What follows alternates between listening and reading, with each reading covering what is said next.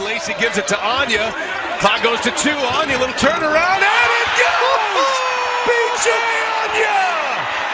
NC State on top!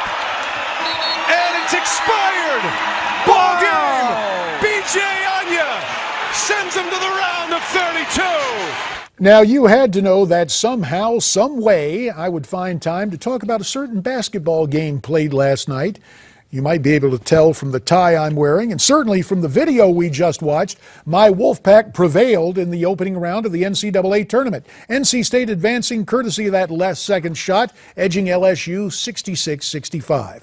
March Madness indeed. But there is another sort of March Madness underway in California. Here's the way a San Francisco TV station covered a controversy involving the University of California Regents, students protesting rising tuition rates, and the UC president, who displayed her disdain for the students and the institutions she allegedly leads. As the protests began, the camera stayed on the Regents. There was some confusion over what to do. UC President Janet Napolitano leans over to a colleague and says, quote, "Let's just break. Let's go. Let's go. We don't have to listen to this crap." Hear it for yourself. Just break. What? Let's go.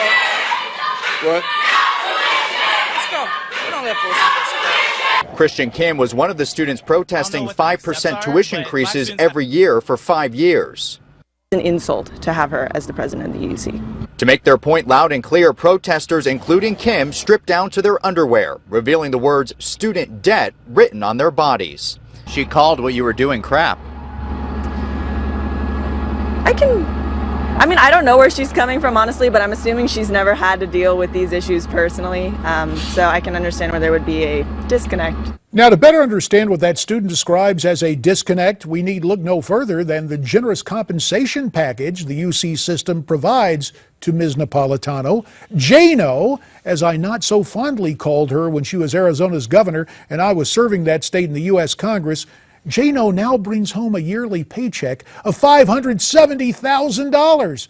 But wait, there's more. You see, to land the former Secretary of Homeland Security, the California Regents also doled out $142,500 to move Ms. Napolitano from Washington out to Oakland, where they pay $9,950 a month for her housing and also give her $8,916 a year for car expenses. Something tells me she ain't driving a Prius. And all that taxpayer money should tell UC students that their instincts are in fact correct. There is indeed a disconnect between themselves and Jano. She's saying yes to tuition hikes because she doesn't have to pay them. Isn't that just like a leftist?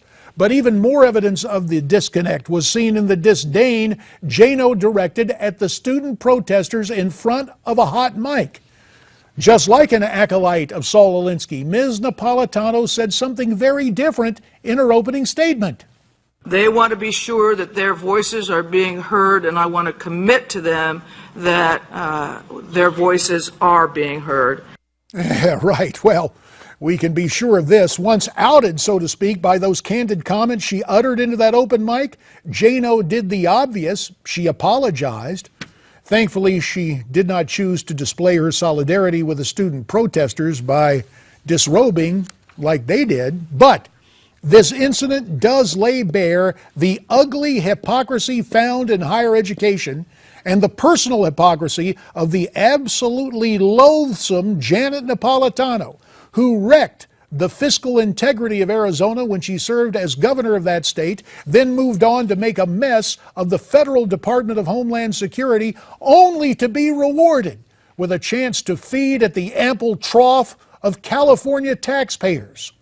We began by talking about March Madness.